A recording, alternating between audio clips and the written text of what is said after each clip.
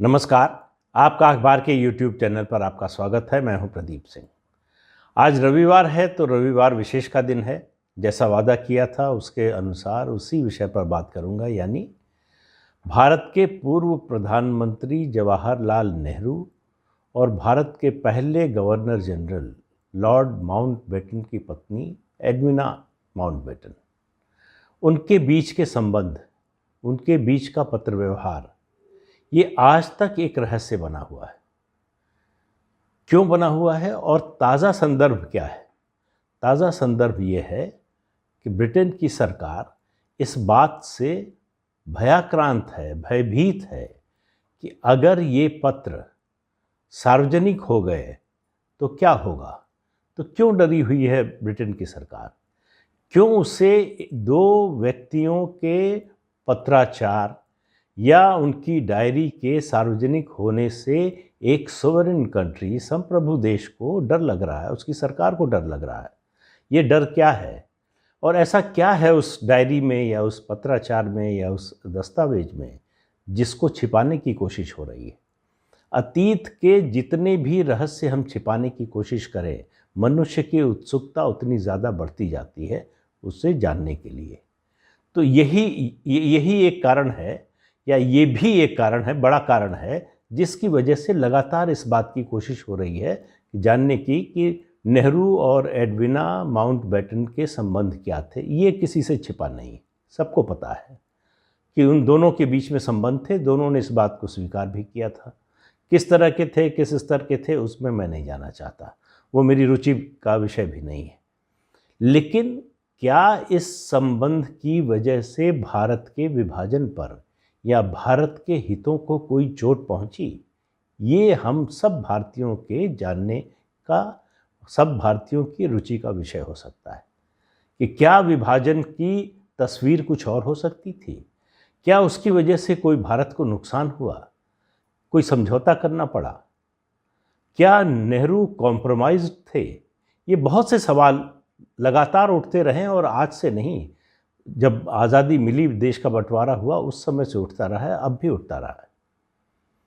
अब ताज़ा संदर्भ क्या है? ताज़ा संदर्भ ये है, एक लेखक हैं ब्रिटेन के, एडविन लॉरी। वो इस संबंध में रिसर्च कर रहे थे, वो इस संबंध में शोध कर रहे थे, तो उनको इन दस्तावेजों को देखने की ज़रूरत महसूस हुई। तो ये सारे दस्तावेज रखे हुए हैं यूनिवर्सिटी ऑफ साउथहैम्पटन, ब्रिटेन में। वहाँ वो देखने के लिए गए, आर्काइव्स में गए, उस जो लाइब्रेरी है उनकी। वहाँ बताया गया उनको कि ये दस्तावेज आपको नहीं मिल सकते, आप नहीं देख सकते। तो उनको बड़ा आश्चर्य हुआ। कोशिश की उन्होंने, सरकारी स्तर पर नहीं हुआ, तो आखिर में अदालत की शरण ली। अदालत की शरण ली तो ट्राइब्यूनल में गए। जब अदालत का दरवाज़ा खटखटाया तो उनको बहुत सारे डॉक्यूमेंट मिल गए। सरकार और लाइब्रेरी देने को राज़ी हो गए। लेकिन 1947 और 48, इन 2 वर्षों के कई महीनों के डॉक्यूमेंट अब भी नहीं मिल रहे। अब इन डॉक्यूमेंट्स का आप महत्व ये समझिए कि उस समय से अब तक ये डॉक्यूमेंट पहले थे माउंटबेटन का जो घर था ब्रॉडलैंड में, वहाँ रखे हुए थे। वहाँ से यूनिवर्सिटी ऑफ साउथहैम्पटन ने उसको खरीदा और अब उनकी लाइब्रेरी में है। इनको संजो कर रखने के लिए, इनके संरक्षण पर ब्रिटेन की सरकार अब तक 6 लाख पाउंड खर्च कर चुकी है और इनको संरक्षित रखा गया है। लेकिन इनमें से बहुत से डॉक्यूमेंट अब नष्ट किए जा रहे हैं, जलाए जा रहे हैं। लेकिन वो जो 47-48 की जिसकी बात मैं कर रहा हूँ, वो अब भी ब्रिटेन की सरकार देने को तैयार नहीं है।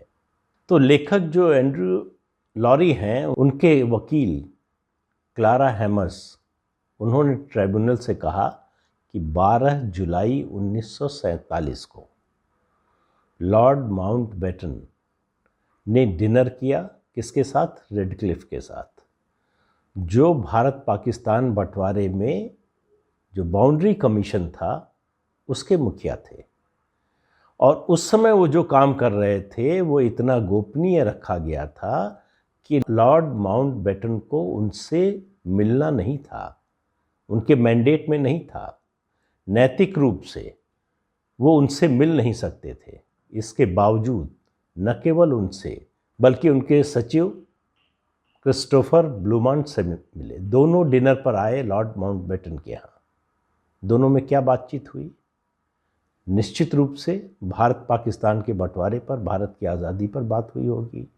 बाउंड्री विवाद जो चल रहा था, सीमा विभाग, कहाँ कौन सा हिस्सा किस देश को मिले, मतलब भारत में रहे कौन सा हिस्सा, पाकिस्तान में रहे, ये सब मुद्दे। अब आप ये कह सकते हैं कि कैसे मालूम कि इसके बारे में बात हुई? हो सकता ना हुई हो, बिल्कुल हो सकता है कि ना हुई हो। अगर इस बारे में बात नहीं हुई होती तो उसके अगले दिन यानी 13 जुलाई का लॉर्ड माउंटबेटन की जो डायरी है उसके पन्ने ब्रिटिश सरकार देने को तैयार नहीं है। और ये दस्तावेज छोटे मोटे नहीं है, 4500 बक्सों में रखे हुए हैं, जिसमें 47 वॉल्यूम में लॉर्ड माउंटबेटन की डायरियाँ हैं और 36 वॉल्यूम में एडविना माउंटबेटन की डायरियाँ हैं। उनमें पूरा इतिहास भरा हुआ है। और हमें, मतलब कम से कम भारतीय होने के नाते, हम सबको इस बात में इंटरेस्ट नहीं है कि उससे पहले क्या हुआ था, आज़ादी के समय क्या हुआ था, बंटवारे पर इसका क्या असर पड़ा था, बंटवारे में लॉर्ड माउंटबेटन की क्या भूमिका थी, क्या उन्होंने भारत के हित के खिलाफ काम किया, क्या इसमें नेहरू का साथ मिला उनको एडविना माउंटबेटन की वजह से। उन दोनों के संबंध बताए जाते हैं आध्यात्मिक थे। एक जगह जो छपा हुआ पत्राचार है उसके हिसाब से नेहरू ने कहा है कि जीवन निरानंद कारोबार है, और एडविना माउंटबेटन लिखती हैं कि तुम्हारा सुबह जाना मुझे अच्छा नहीं लगता, तुम एक अजीब तरह की शांति में मुझे छोड़कर जाते हो, मुझे भी ऐसा लगता है कि तुम्हारे साथ तुम्हें भी इसी तरह का अनुभव होता होगा। तो ये उनके संबंध का स्तर बताता है। ये सार्वजनिक डॉक्यूमेंट है, ये कोई सीक्रेट डॉक्यूमेंट नहीं है। लेकिन जो असली मुद्दा है उन डायरियों में, उन दस्तावेजों में क्या है भारत विभाजन के समय का। तो जब मामला कोर्ट में गया तो कोर्ट में जो साउथहैम्पटन लाइब्रेरी के आर्काइव्स के जो क्यूरेटर हैं उनको भी बुलाया गया। तो उन्होंने कहा कि उन्होंने वो डॉक्यूमेंट पढ़े हैं, वो डायरियाँ पढ़ी हैं, उनको मालूम है कि उसमें क्या है। उन्होंने कहा जब उन्होंने पढ़ा, उनको पता चला कि उसमें क्या है, तो उन्होंने ब्रिटिश सरकार में जिम्मेदार लोगों को फ़ोन किया और 3 घंटे के अंदर, सिर्फ 3 घंटे के अंदर कैबिनेट ऑफिस से उनको फ़ोन आया कि ये दस्तावेज न तो किसी को दिखाए जाएं और न तो किसी को दिए जाएं। उसके अलावा जो लेखक ने मांगा, ब्रिटिश लेखक ने जो डॉक्यूमेंट्स मांगे थे उनमें एक 6 अगस्त की डायरी एंट्री भी है, 6 अगस्त 1947 की। ये आप सोचिए कि 15 अगस्त से कुछ दिन पहले की है। उस समय भारत विभाजन को लेकर जो सरगर्मियां थीं पूरे चरम पर थीं। क्या हिस्सा इधर रहेगा, क्या उधर रहेगा, इतना उत्तेजनात्मक उस समय माहौल था। उस समय लॉर्ड माउंटबेटन की भूमिका बहुत महत्वपूर्ण थी और लॉर्ड माउंटबेटन और एडविना से जवाहरलाल नेहरू के संबंध और महत्वपूर्ण थे, इसलिए कि वो संबंध जो है, वो निजी संबंध जो है, वो देश के हित को प्रभावित कर रहे थे। अब मुझे दस्तावेजों की जानकारी नहीं है, तो इसलिए ये नहीं कह सकता कि वो भारत के पक्ष में जा रहे थे कि खिलाफ जा रहे थे, ये किसी को जानकारी नहीं। अब माउंटबेटन के परिवार से ये जो दस्तावेज खरीदे विश्वविद्यालय ने, उसके बारे में जब इस लेखक ने मांग की उन्हें देखने की, तो इस आधार पर विश्वविद्यालय ने मना कर दिया कि उन्होंने खरीदे हैं, उनके पास हैं, इससे वो इनकार नहीं कर रहे हैं, लेकिन वो इसके मालिक नहीं हैं। उनके पास होने का मतलब ये नहीं है कि वो उसके मालिक नहीं है, इसलिए नहीं दिखा सकते। अब आप पेंच समझिए कि 47-48 जुलाई से लेकर उसके बाद 48 तक जो है, इस दौरान जब तक लॉर्ड माउंटबेटन यहाँ पर रहे, तब तक क्या हो रहा था। वो विभाजन के बारे में उनकी जिनसे बात हो रही थी उनसे क्या बातें हो रही थी जो ऑफिशियल डॉक्यूमेंट में शायद नहीं है, जो उनकी डायरियों में है, जो शायद नेहरू और एडविना के पत्राचार में है या एडविना माउंटबेटन की डायरी में लिखा हुआ है। ये सारी जानकारी क्यों सामने नहीं आ रही? आखिर ब्रिटिश सरकार इसे क्यों छिपाना चाहती है? ब्रिटिश सरकार का ऑफिशियल जो स्टैंड है वो ये है कि अगर ये दस्तावेज सार्वजनिक हुए, इनकी जानकारी सबके सामने आई, तो भारत, ब्रिटेन और पाकिस्तान के आपसी संबंध खराब हो जाएंगे।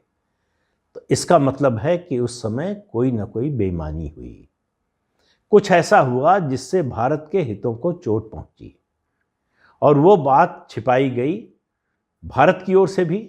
अब इसके बारे में तो जानकारी सिर्फ जो है जवाहरलाल नेहरू को रही होगी।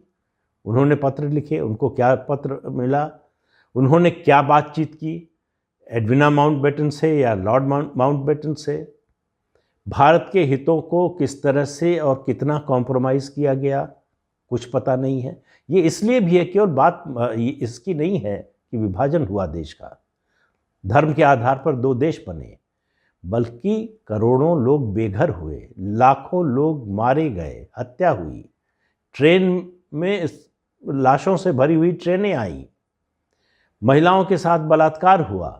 मानवता के इतिहास में इससे बड़ा जो है नरसंहार और कोई नहीं हुआ।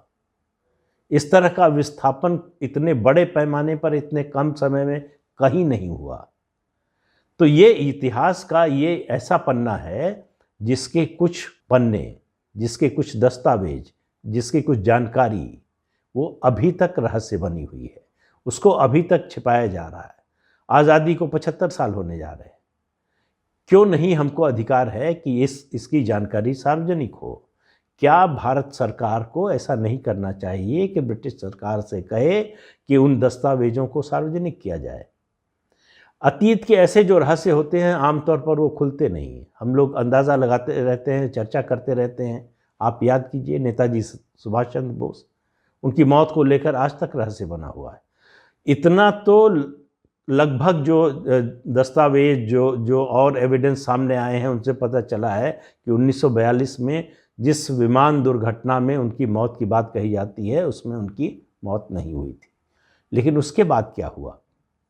ये जो चर्चा होती है कि वो सोवियत संघ में थे, साइबेरिया में थे, उनको कंसंट्रेशन कैंप में रखा गया, उसमें जवाहरलाल नेहरू का एक पत्र भी है जिसमें उन्होंने ब्रिटेन के उस समय के प्रधानमंत्री को लिखा है कि आपका क्रिमिनल ऑफ वॉर जो है वो सोवियत संघ में है।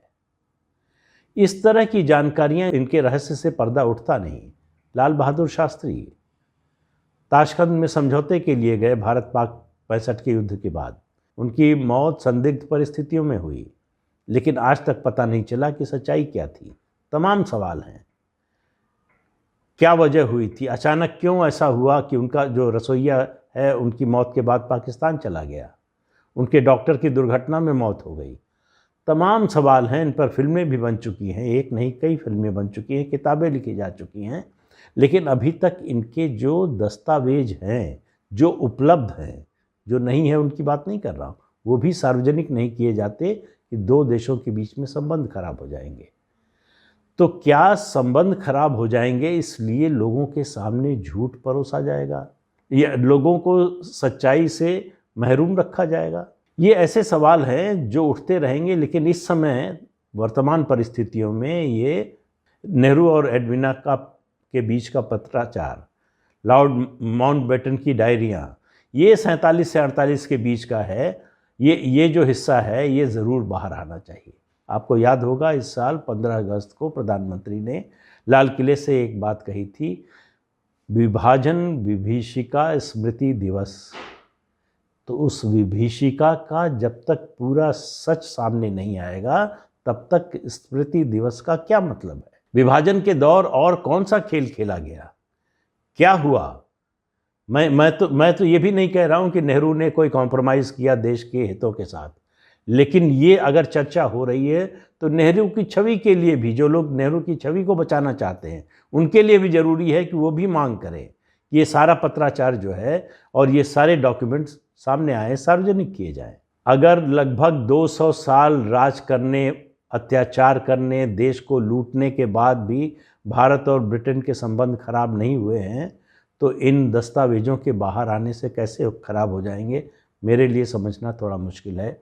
आपको समझ में आए तो बताइएगा। लेकिन ये मामला जो है, ये मुद्दा ऐसा है जो आने वाले दिनों में इस पर और चर्चा होगी, इसकी मांग और बढ़ेगी। अभी मामला अदालत में है, देखिए अदालत से क्या फैसला आता है, अदालत क्या निर्देश देती है। लेकिन एक डर ये बना हुआ है, इससे पहले कि अदालत का कोई फैसला आए, उन दस्तावेज़ों को सार्वजनिक करने का फैसला आए, हो सकता है ब्रिटिश सरकार उन्हें नष्ट कर दे, कह दे कि अब वो कोई डॉक्यूमेंट है ही नहीं। और वो ऐसा कर सकती है जब तक अदालत उस पर रोक नहीं लगाती कि अदालत के फैसले तक इन दस्तावेज़ों को छुआ ना जाए, नुकसान ना पहुंचाया जाए, तब तक सरकार को रोकने का, ब्रिटिश सरकार को रोकने का कोई और तरीका नहीं है। तो क्या भारत सरकार इस पर पहल करेगी या कोई और किसी और एजेंसी के जरिए इस काम को अंजाम दिया जाएगा, पता नहीं है मुझे। लेकिन मैं मानता हूं कि निश्चित रूप से भारत के विभाजन के समय का ये सच जो छिपा हुआ है या छिपाया गया है, उसको बाहर आना चाहिए। तो आज के अंक में इतना ही। अगले अंक में फिर मिलेंगे किसी नए मुद्दे के साथ। तब तक के लिए इजाज़त दीजिए। नमस्कार। आपसे अनुरोध है कि ये चैनल देखिए, शेयर कीजिए, लाइक कीजिए और सब्सक्राइब ज़रूर कीजिए। नमस्कार।